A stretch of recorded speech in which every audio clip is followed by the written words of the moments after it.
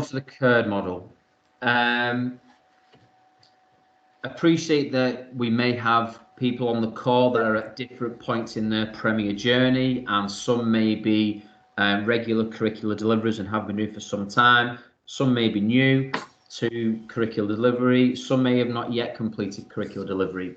So I'm going to always approach this as basic as possible, just to make sure I'm covering as much as I can, and to make it as relevant to as many people as I can.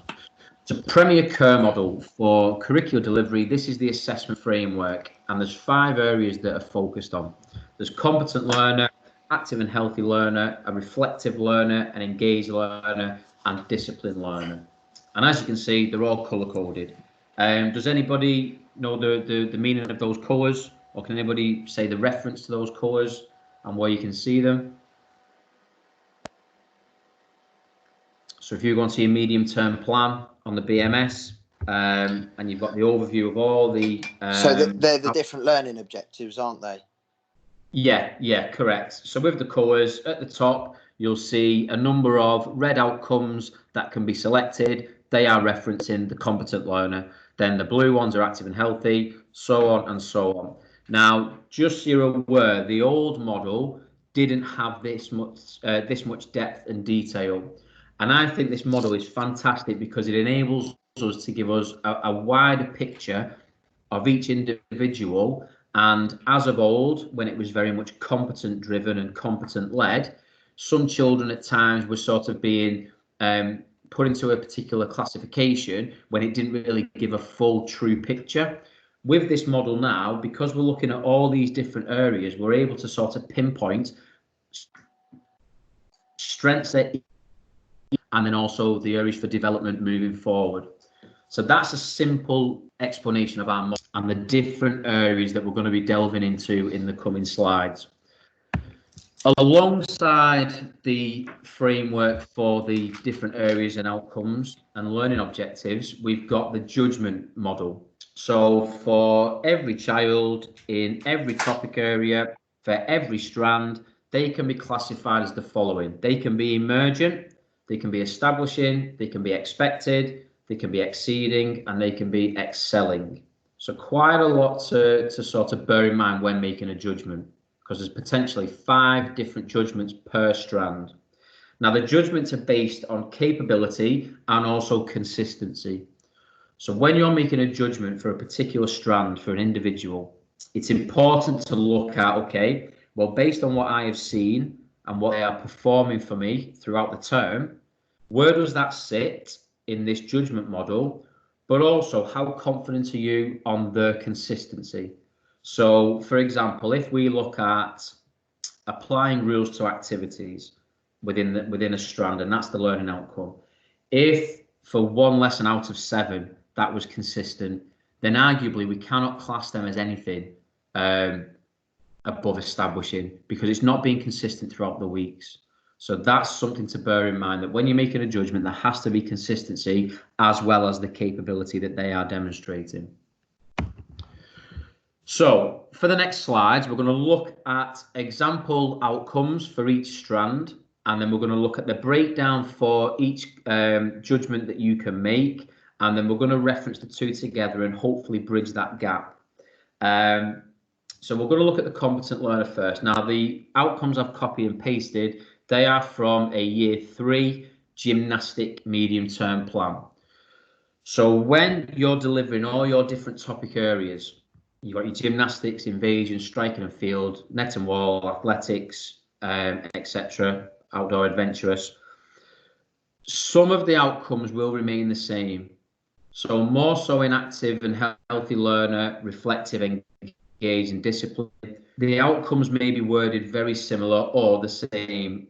The competent learner, that is where you may find there is some variance. Can't get my words out this morning. Variance on them, because that is linked to the actual topic itself. So, for example, what you may see in an invasive lesson, where it could be attack defend principles, you won't necessarily find that in a gymnastics lesson, because attack defend principles aren't relevant in gymnastics. So when we're going through these slides, some will be the same, some will differ, and we're going to break them down for each judgment. So as you can see, for this year 3 gymnastics, for the competent learner, they are the possible options that you can select. Move with confidence and creativity, perform fundamental movement skills, practice fundamental movement skills, show understanding, and understanding of effective leadership. Now, it's important that when you're making a judgment for your assessments, you need to be fully understanding the model. And then with regards to all the different judgments, you need to be in a position to give an accurate judgment based on what you have seen. So I won't read through them all because it'll take far too long to do that for each strand. My first question, which I do want to check, however, do you all have access to the judgment breakdown? So basically, it's a resource for every year group. There is a descriptors for each objective for each strand. Does everybody have that? Yeah, so Neil, part of their enrolment of the company when they join or start doing PE is that they're run through, whether it's with their APL or myself. They then get sent this document, which is also on our Dropbox. So there are plenty of ways for them to access it.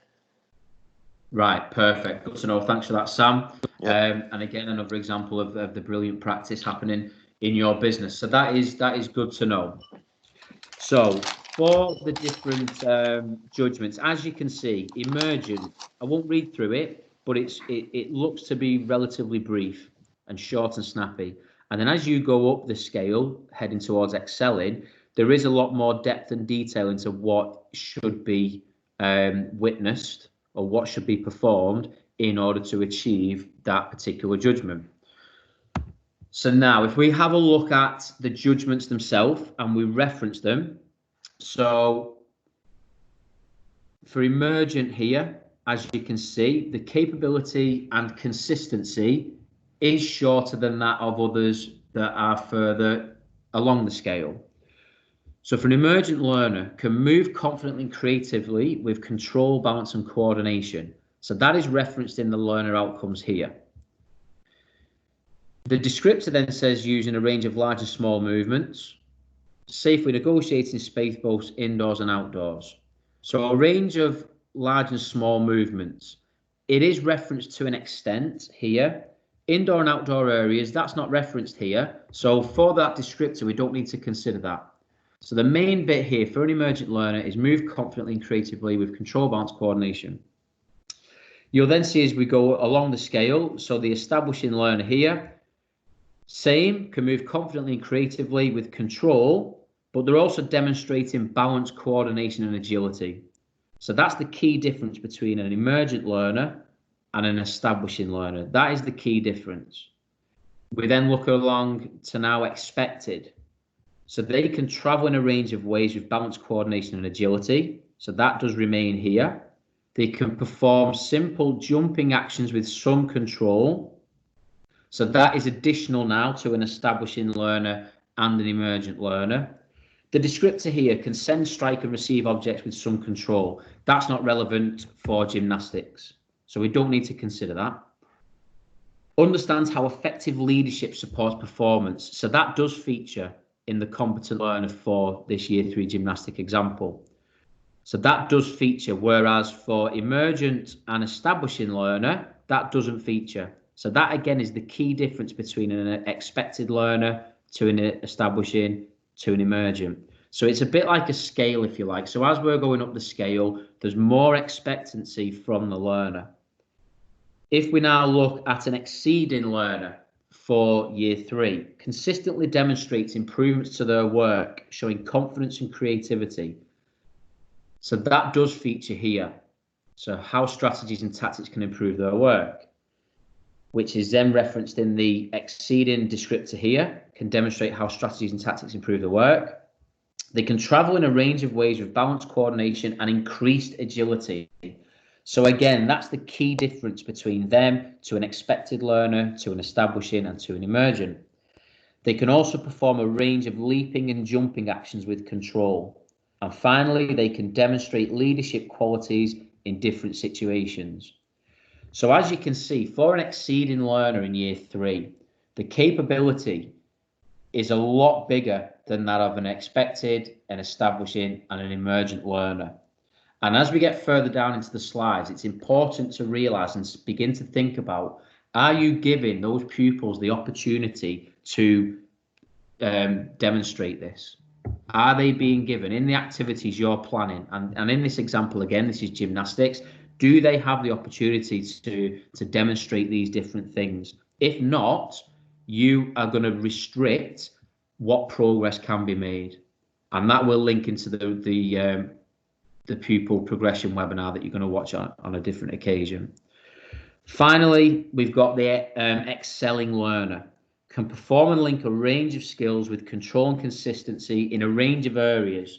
So it does specify invasive net wall strike field.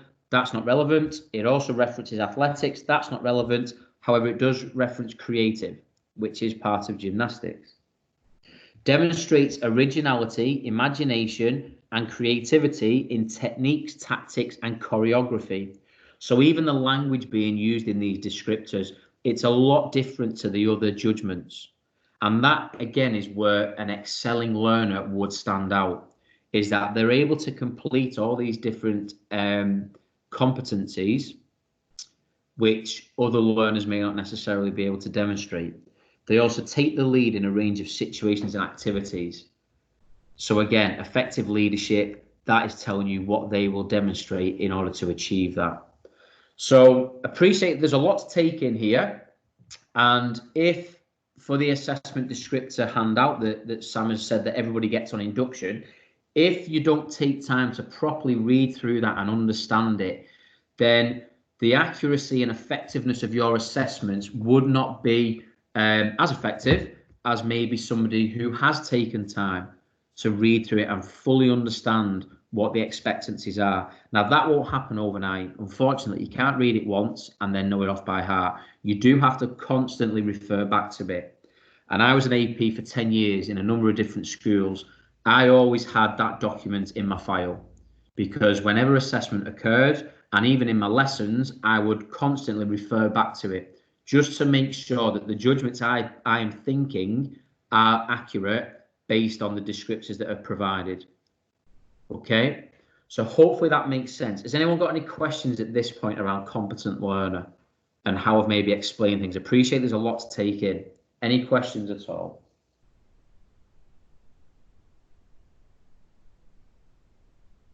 On the flip side of that, does that make sense to people? Anybody want to add to that? If you want, even if you want to acknowledge that it makes sense and you're happy with it. Yeah, I'm happy with it. That's all good with me, mate. Yeah, good. Thanks for that, guys. So we'll move on. So active and healthy learner. So again, this is the year 3 gymnastics medium-term plan. So recognise and describe what effects physical activity can have on the body. Understand and explain the importance of good health, physical exercise, and healthy food. Understand and explain what activities are good for our health. So again, underneath, the year 3 descriptors for an active and healthy learner are listed from emergent up to excelling. So as we did with competent learner, let's break that down, reference it to the outcomes and see what the key differences are. So for an emergent learner, so again, the pyramid's here, an emergent learner at the top, understand and explain what activities are good for our health. Yes, that's referenced here. And why is it important to be physically active and eat healthily? Yes, that's referenced here. Underneath, for the establishing learner, it's very similar. So they can understand and explain the importance of being active and healthy. So they may be able to articulate that bit further on the key areas and why it is important. And they also show some understanding of the effects exercise has on the body.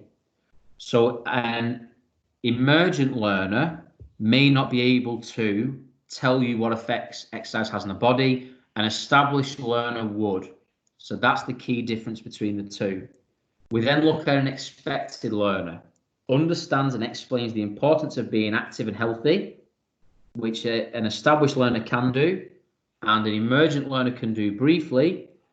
They can also demonstrate and explain the effects that it has on the body. So that's the key difference An established learner may have some understanding, so their answers may be, sometimes it may be correct, sometimes it may be incorrect, or they may need a bit of guided discovery from you to get to the answer. An expected learner can. They can explain the effects exercise has on the body. They don't need any guided discovery to get to that answer. They are aware of what effects can have. So that's the key difference between an expected to an establishing to an emergent.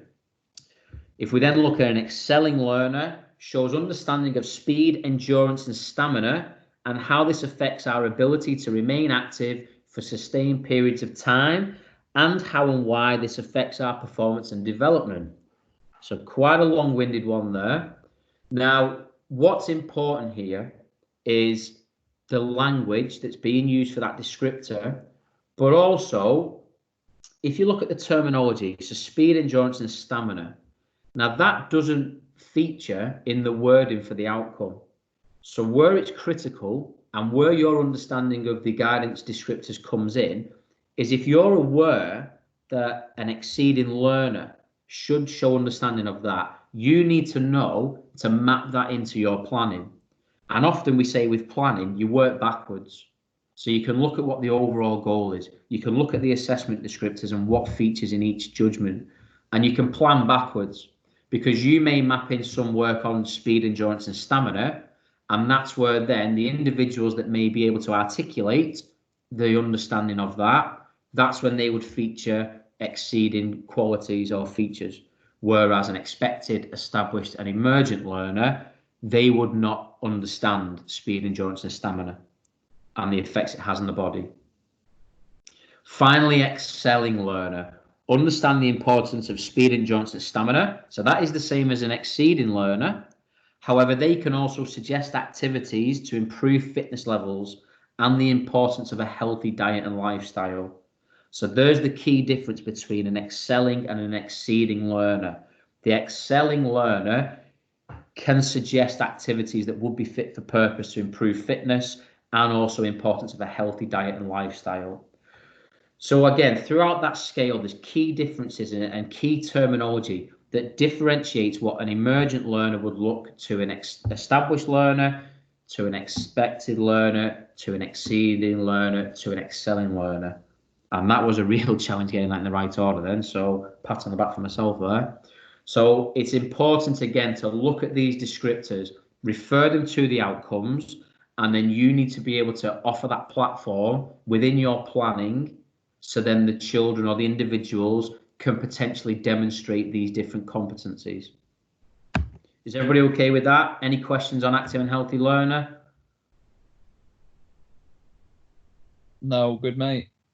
Okay, good stuff. I do normally like to get everybody involved a lot more, but I know this is more of a lecture type delivery this morning, so apologies. It is sort of heavily being driven by my northern tones, but we shall carry on.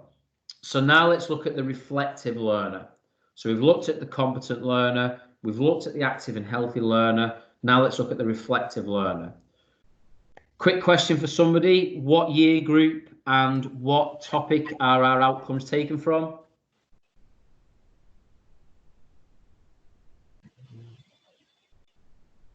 Can you say that again? Sorry, Neil, I didn't catch that. Just a quick question. Can anybody remember what year group and what topic the outcomes are taken from in this example? Year 3 gymnastics. Bang on, year 3 gymnastics, gold star. Who was that, sorry? Michaela.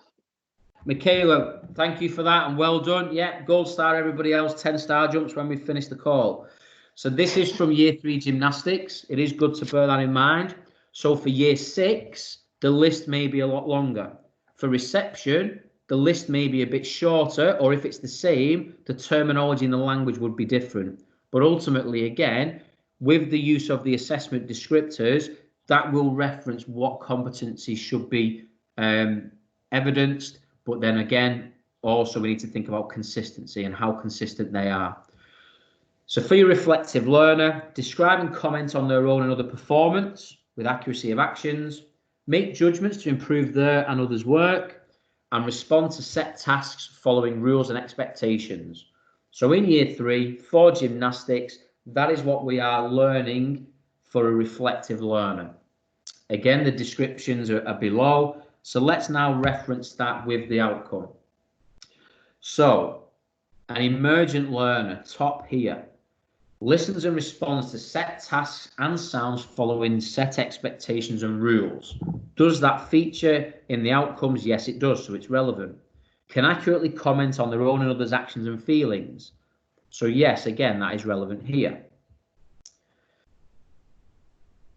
For an establishing learner, very similar, listens and responds to set task rules and can comment on their own and others' actions and feelings. But the difference between them and an emergent learner is they can suggest ways to improve their work. An emergent learner would not be able to suggest ways to improve. An establishing learner would. So there's the key difference. When you're making your judgment for a reflective learner, if you're struggling to think the difference between emergent and establishing, there's the key difference, and that would determine what judgment you give. For an expected learner, listen and respond to set tasks and rules. That remains, as the other strands does. Comment on their own actions and feelings of their self and others. That features in the others. But then it suggests ways to improve their work and others. So establishing does suggest ways to improve their work, but an expected learner would suggest ways to improve their work, but also other individuals' work. So again, there's the key difference between the establishing learner and the expected learner. Now let's look at the exceeding learner. They will consistently suggest ways to improve their own work with minimal guidance. So this is where, again, back to your planning and mapping in how you can give them the platform to achieve these different strands. Will you prompt them to offer ways to improve without any guidance or with minimal guidance? So if we take gymnastics for an example, you could be working on responding to set tasks, following rules and expectations. So for an exceeding learner, it may be you give them an open question around expectations. So it could be around a jump. So it may be something simple. What would a good star jump look like? For example, minimal guidance, and they would then be prompted to discuss ways to improve. So it would be that their arms, what position are their arms in? Are they lateral? What position are the legs in? How does the landing? What does the takeoff look like? So just by that one open question, that is then prompting them to suggest ways to improve their work, and there's minimal guidance given by the AP. An exceeding learner would also understand the importance of reflection. So when you are in this jumping lesson, for example, an exceeding learner may be thinking about what they have done after that jump. You may see them talking, or you may hear them talking to somebody else. Did you see my arm? Did you see my landing? Or it could be you actually see them thinking. And if you go and ask them what they're doing, they may tell you, I'm just thinking about my jump. So again, as an AP, you need to be aware of these things, because then potentially learners will demonstrate these competencies, but you've got to give them the platform to do so. And that's the key difference between an expected learner and an exceeding learner. Minimal guidance needed to suggest ways to improve their work, and they'll also understand the importance of reflection. And you may question them on that. Why is it important to think about what you've just done? Why is it important to reflect? What does reflect mean, first of all? Second, why is it important to reflect? And see what type of answers you get. And then finally, for an excelling learner, they will consistently improve their own work and others through observation, effective communication, and reflection.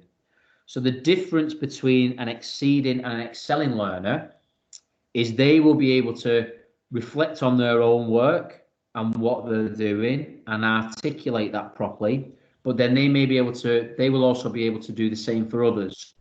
Lesson, you may plan in to ask 5 different children on 5 different occasions to stand to the side and comment on how the rest of their group are performing.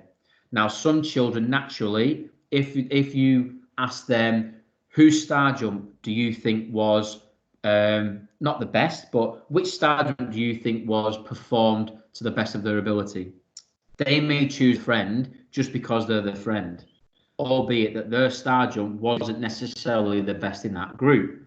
However, if when you ask that child, if they pick the child who did perform the best star jump and they're able to articulate why it was the best, arms laterally raised, legs wide apart, a competent takeoff gain in height, and an excellent soft landing with knees bent and balance showed.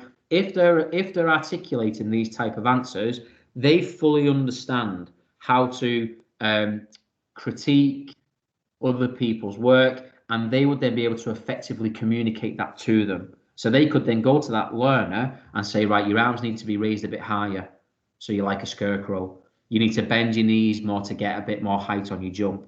So that is how you would differentiate an excelling learner from an exceeding learner. Does that make sense? Again, this is a real challenge to get your head around, but the guidance is there. And if you're being strict with yourself and reading through them constantly and referring back to them, then making judgment is going to be really accurate, and you will find it a lot easier with this resource. How is that so far for everybody? All good, mate. Yeah, do I still have everybody's attention? Again, I appreciate you. Your Monday morning sat listening to a Northerner. Yeah, all good. Good stuff. Right then.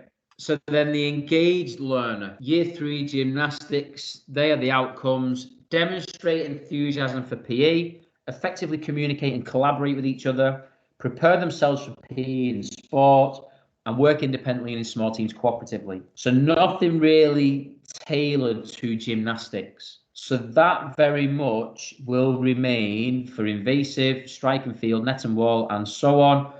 So when we are doing our assessments, elements of it are specific to the topic, i.e. the competent learner, and it may feature in some of the other strands briefly, but on the whole, from September to July, if you have a full academic year, these outcomes and all these different strands will remain throughout the terms and the topics. So this is where we can evidence real progress. And again, that will be based on your planning and your assessment. And if your assessment is accurate, effectiveness will come in because the following term, you will know what standards they're working at, and that will then inform what your planned activities should occur next. So for the engaged learner, they're the outcomes for year 3 gym. As you can see, we've got some detailed descriptors. So there is quite a lot featured in the Emergent. So let's cross it over. So for the descriptor for year 3, can dress and undress for PE promptly with minimal help or minimum help. Now that doesn't feature in the outcomes. So that is very much tailored for your younger children. So we don't need to bear that in mind for year 3. Will communicate appropriately, selecting, preparing and handling resources effectively. So this is where you can now map it to the outcomes and play nicely with other children, cooperating, taking turns, and can work together in small teams.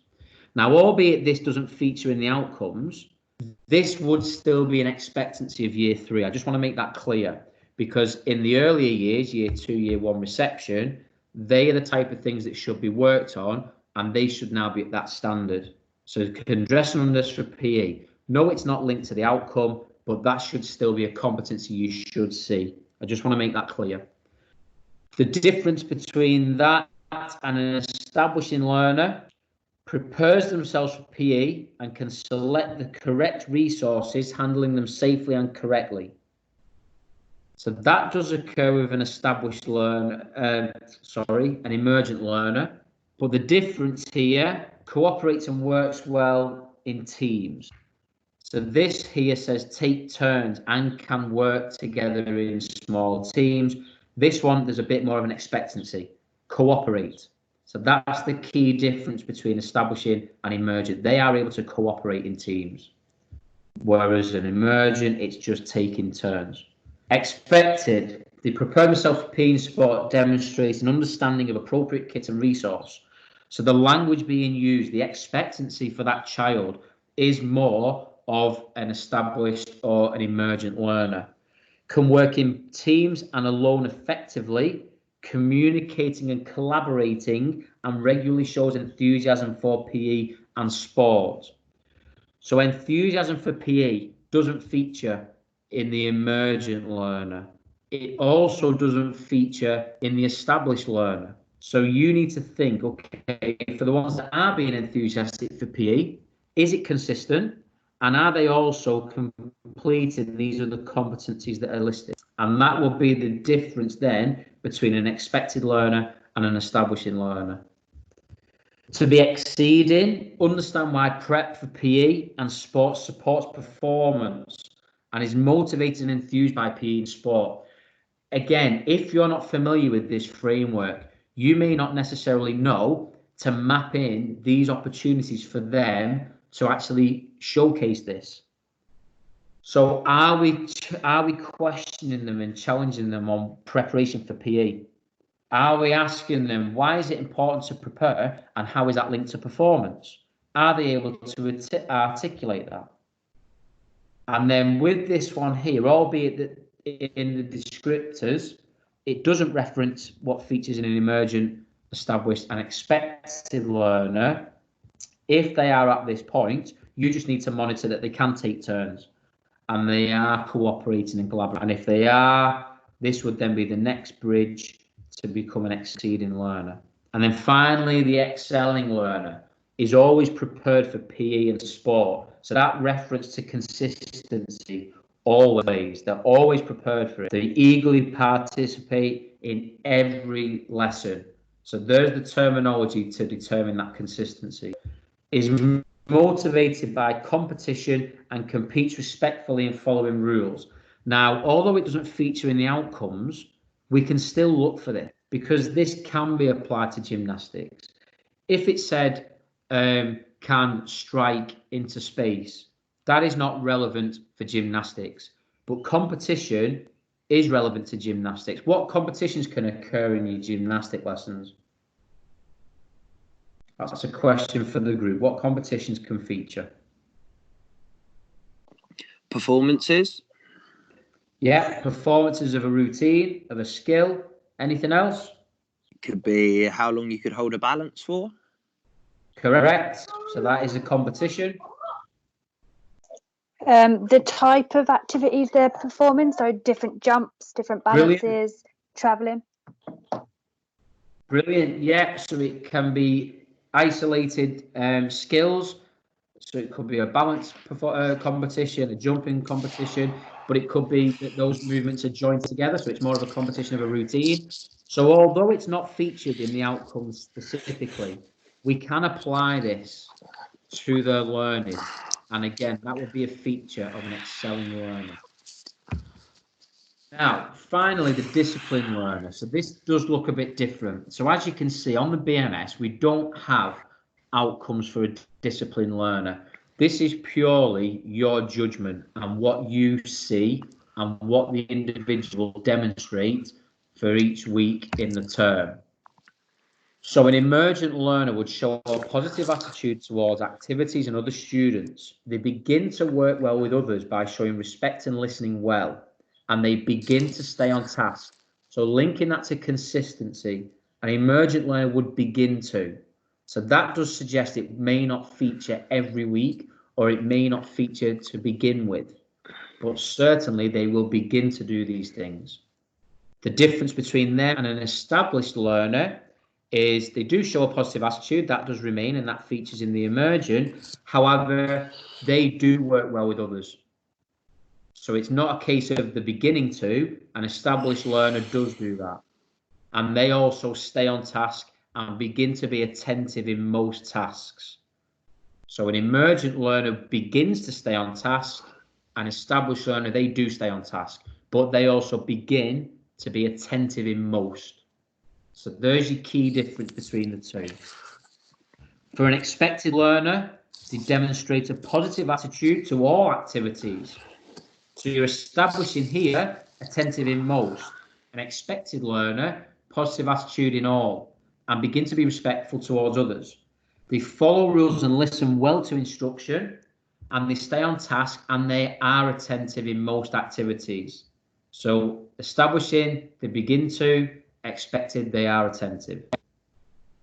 An exceeding learner, demonstrate positive attitude in activities and remain respectful, that remains. Follow and listen well to all instructions, that's a feature of an expected learner.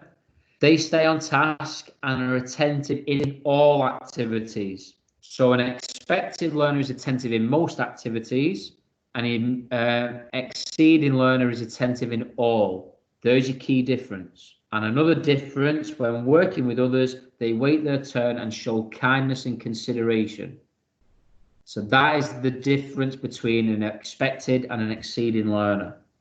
And finally, for an excelling learner, they begin to show self-discipline within practical tasks and continue to demonstrate a positive attitude.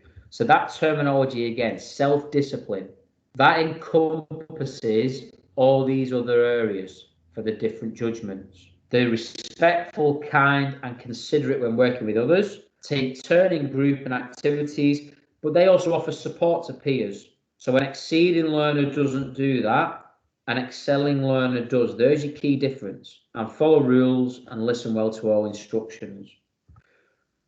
So that is how you make a judgment for the disciplined learner. There's no outcomes to measure against. That is purely your judgment based on what you're seeing. So we've been through each strand. We've used year 3 gymnastics as an example. Thank you for being so attentive so far, because I appreciate it. It is a lot of me talking through. Now, rather than leave it there and say off you go and carry on and know that you'll be supported, let's just now look quickly at factors that are critical to effective pupil assessment. So we've got the scheme of work, if you like. We've got the outcomes for each year group and every topic. We've got the assessment descriptors for each year group for each judgment that can be made. Let's look at some factors now. So for effective pupil assessment, you need to think about what you already know. So if you're new going into a school, but the school's been a premier school for some time, utilize those previous assessments. So have a look. If we're now in spring 2, albeit we're not in normal circumstances, unfortunately, but if you were to go into school tomorrow, you could go and utilize autumn 1, autumn 2, and spring 1. Now, the competence side of things, that may be specific to the topic, i.e. it could be invasive based, it could be net and wall based. However, with the other judgments, that would be consistent throughout. So you would have real data to understand who you're working with and what you can do next to support them further, which then leads into here. Draw on their previous learning and develop accordingly. So let's say now we're in week 3 of delivering our topic. You need to be referring and thinking about week 1 and 2. And is there a clear journey from week 1 to week 7, for example? Is there synergy between the activities you've done in week 1? Does it build onto week 2? Does week 2 then build onto week 3? Or is it very sporadic and you're just picking things out to fill gaps? So to be effective, there's that real clear journey from week 1 to week 7. And as I mentioned earlier, what I used to do as an AP, I'd plan backwards. So I'd look at, right, what do I want them to achieve in that last lesson? Okay, well, to get to that point, what have they got to complete first? Looking at the outcomes I'm setting and the assessment descriptors, how am I going to give them the platform to achieve these different competencies and these different areas throughout that 7-week program? So it's really important, first factor, utilize any knowledge you've got already and use that to your advantage. Suitably pitched outcomes is the next area is a critical factor. Now, these are just guidelines. So I want to go on the record to say this is not gospel, has to be stuck to, but these are guidelines that I personally used to utilize, and for most cases, I found it relevant. So for reception, you pretty much want to have one outcome. Within that outcome, you may underline a key word. So apply rules to activities, and I've underlined rules. So then throughout my lesson to reception, everything is geared around rules, because that is what I'm going to make my judgment on. That is what the assessments at the end of the term and my formative assessment ongoing, that's what I'm making my judgment on in that lesson, rules. So if my outcome on the board and in my introduction is apply rules to activities, but then in the lesson, I'm judging them on how well they're performing a skill, I've not got that synergy. They're not matched up. Your outcome has to match your content. So for reception, I just use one outcome. Keep it really simple. For key stage 1, year 1 and year 2, I'd have one outcome, maybe a second, depending on progress. So more so year 2, I may have 2 outcomes. And I think the biggest misconception with our system at the minute is we see the outcomes listed on the short-term plan and the tick box that you can tick. Now, no doubt, individuals will show all those areas at some point in the lesson. However, that's not what you're ticking them for. You're ticking an outcome based on your learning for the lesson and what your activities are going to promote. So that's where, again, these guidelines for year 1 and year 2, depending on how well they were performing or the capacity I think they could manage, it was one outcome, maybe a second. For lower key stage 2, so year 3 and 4, it will be 2 outcomes, possibly a third. Again, depending on the capacity of the children and how well they take things in, maybe a third outcome. If not, it was 2 outcomes. Again, for those outcomes, you may underline a keyword, and that keyword is referenced throughout the lesson. And then finally, upper key stage 2, 3 outcomes for me. So year 5 and year 6, 3 outcomes in the lesson. Depending on what levels they were at, it may be 1 outcome from 3 different strands. It could have been 2 outcomes from competent learner and 1 outcome from reflective learner. Ultimately, the decisions you make on which outcomes to select is based on what the pupils need to learn about to get to that end point in your mini scheme of work.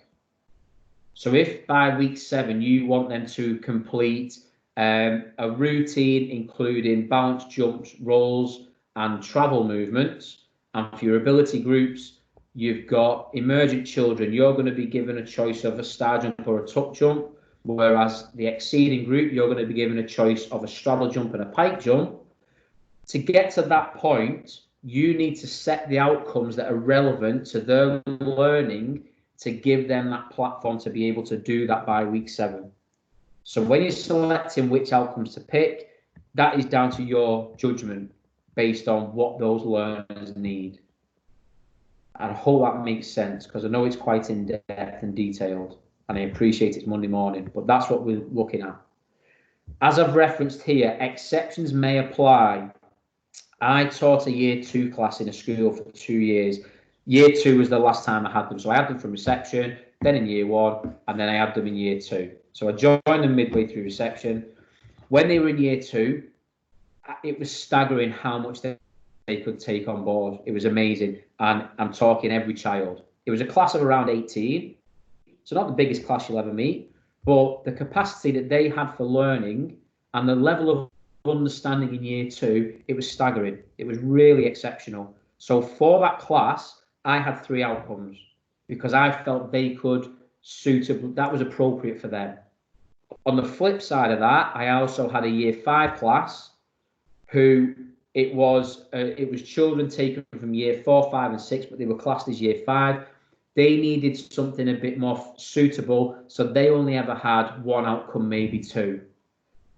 So exceptions may apply. These are just recommended guidelines, however. So bringing that back in, factors critical to effectively assess pupils, you've got to pitch your outcomes suitably, and it's got to be right for their capacity and what they need. As the webinar that you were asked to watch refers to, and appreciate again some of you couldn't get on, but you will be able to pick this up, formative assessment is critical. So you're assessing the pupils whilst learning is happening. So in your lesson, are you giving yourself time to step back and watch? How suitable is the activity? What type of things am I hearing from them? Are they articulating something that an exceeding learner would say or an establishing learner would say? So why do we do it? It actively engages them in their own learning and it empowers them to take control of it. So then based on what you're seeing and hearing, you can apply further challenges then, or it may be you need to simplify it. How do you do that? So to formative assess, open questions. Tell me about your outcome. How has so-and-so achieved their outcome? So if it's apply rules to activities, tell me about the yellow group's application to the rules. What can you see? Oh, well, such a buddy keeps leaving the safety zone. That's one of the rules is stay inside. They have just articulated applying rules. They have seen others not follow the rules and they have acted on that. That would be a feature of an exceeding learner potentially. But do they consistently tell me that every week? And then look at the behaviours identified. So with the disciplined learner and the engaged learner, if you can see a child that is not really attentive, they're not engaging, that fits into your descriptors. Same for willingness to participate, and also from pupil feedback. Speak to your pupils. How are they feeling in an activity? How are they feeling in general? Those answers may give insight into what level they're currently working at. Your time management is critical. Give yourself time to go through the curve model. Again, Sam has told me that's part of your induction. So that is best practice, in my opinion. So give yourself time to go through it. Have a copy of it on you in your lessons. It may be in your file, but it's there to refer to. And whatever year group you're working in, whatever topic it is, you've got something tangible there to measure against. Because it may be, wow, Neil over there, I'm not sure if he's established or expected. What's the difference? Right, get your descriptors. Well, the key difference between established and expected is this. So have them on you and get your head around them as best you can. Checking and challenging. So following on from the formative assessment slide, some example of open questions. Tell me about what's your keyword or your outcome. How are you achieving? Put your keyword or outcome in. Why is keyword or outcome important? What would you change to challenge further? So pupil feedback. Right, Neil, I can see dribbling that ball. It looks quite easy. Tell me how you would challenge yourself further. Whatever their answer says, that will then give an insight into if they can suggest ways to improve performance and also challenge themselves. That then is linked to your strand. So it's all woven together. There's all this synergy between your activities and then your assessment and then the different strands and judgments. It's all linked together. How do you know you're achieving that outcome? Apply rules to activities was our outcome. Neil, how are you achieving that? Well, I stayed inside the safety zone. When I see a red cone, I stop. And when you shout yellow, I have to pass to somebody else. They're the key rules in the activity. They have just articulated it. Now, the difference between an exceeding and an excelling learner is can they watch other children and give the same feedback? So there's just some examples of how open questions around your outcome and your keyword can really give insight into the judgment you will give them. So let's look at some recommendations now, and it's about being smart. So a SMART target, who can tell me what SMART stands for?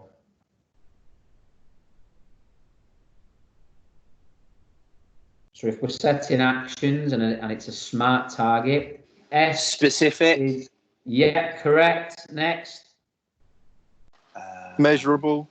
Measurable. Achievable. Realistic. Realistic. Timely. Timely, time-based. Excellent. Thank you, guys. So now, for me, if I'm an AP, I'm going to look at these SMART targets and I'm going to look to action them. So I would say to you, research every class's previous pupil assessments on the BMS for this academic year. If they are your assessments, then just have a look through them and recap. If you're new to a class, go back and have a look at the others. Ensure number of outcomes selected reflects the capabilities of the pupils. So depending on how old they are and where you currently think they're at capacity-wise, set the relevant number of outcomes. Display your outcomes in every lesson and discuss in lesson introduction. Without that, we cannot confidently say that our assessments are accurate because we need to share that at the beginning of the lesson. It needs to be displayed on the board or on a whiteboard that you carry with you, and they need to be discussed in your introduction. Using those outcomes on the BMS, pick your keyword, that's what you then run with. That's what your activities are linked to. Reference the learning outcome or the keyword in every open question asked to individuals, groups, or class. So on your plan, you may map in on 3 different occasions some open questions to ask groups or individuals. Make sure in those questions the learning outcome or the keyword features. If it doesn't, then that is not an effective question to ask, because it's all about the learning in that lesson. Allow yourself 30 seconds on at least 3 different occasions to step back and watch. So when I've observed the APs in the past, it's not a criticism, because they're trying the very best to do all they can. And I do take my hat off to these people, but they're not giving themselves time to actually step back. And because they're too busy looking and doing and speaking and praising, give yourself time, step outside, get on the edge of the safety zone, 30 seconds, just watch. What can you see? What can you hear? Based on that, you can map out what should occur next based on your plan. Is it ready to progress them to the next progression? No, it's not, because they've not got quite full control there yet. I'm going to keep that group on that activity. However, the blue group, there's clear control there consistently. They are ready for the next progression. So give yourself time to actually watch what's happening. Make notes on progress throughout the lesson, and allow yourself 10 minutes after every lesson to reflect on the success of the content. If you've got a double header, so you've got a lesson 1 till 2, 2 till 3, make those notes on the 1 till 2 lesson whilst you're in the lesson itself. But then after the day, 3 o'clock, when everyone's gone home, reflect then. How successful was the content? Based on what you've seen and what was evidenced and demonstrated from the children, what should happen next week or next lesson? What you kind of had planned, is that going to be fit for purpose, or have you got to revisit something because it didn't occur as well as you thought? So always give yourself time to reflect. And then final one, be kind to yourself. Don't wait till the last week and then your team leader or your line manager is saying, where are your assessments, where are your assessments? Just be kind to yourself. Each week, have a look at a group of learners. Learners from the previous term who were maybe expected, focus on them. Right, what can I do to get them to exceeding? Then focus on your emergent learners. Right, what can I do to get them to established? And have maybe a set group each week that have more attention than the others. It's not to say forget everybody. Everybody's on your radar. But for each lesson, you may say, right, well, there was 5 emergent learners engagement last term. What can I do to drive them to be established this term? So don't leave it to the last minute. Be kind to yourself. Don't put yourself under pressure. And that's our goal when we assess and when we're planning. We want steady progress. From autumn to summer, can we get any emergent learners that are competent? Can we get them to expected? Any expected learners for reflective, can we get them to exceeding? Any exceeding active and healthy learners, can we get them to excelling? And if you've got a real understanding of the model and the descriptors and their current performance levels and their understanding, that will occur. That steady progress will happen. And it's just taking that time and thinking of these key areas, and it will happen. Okay. Firstly, thank you for listening in. I appreciate it. It's been 99% me talking. That's just how this is structured. If it was face-to-face, there would be other things we could do to include everybody else. Does anyone have any questions at this point? Is there anything you want me to go through again? Is there any scenarios that you currently have that you feel we cannot, or you still need further support on based on what we've done this morning? No, that was spot on for me. Thank you. Yeah, me too. It's been good. Yeah, really helpful. Good to hear. Thank you so much. Everybody, I know Sam said it, everyone has access to those descriptors. Yep. Yeah. Yeah, I just had mine open actually. Dropbox now. Good. So when you've got time, look through the different year groups, look at the different strands, the different competencies that they'll show, and every other layer that comes with each judgment that you give. And just use this time now to really embed that into your practice, and that will help future planning as well.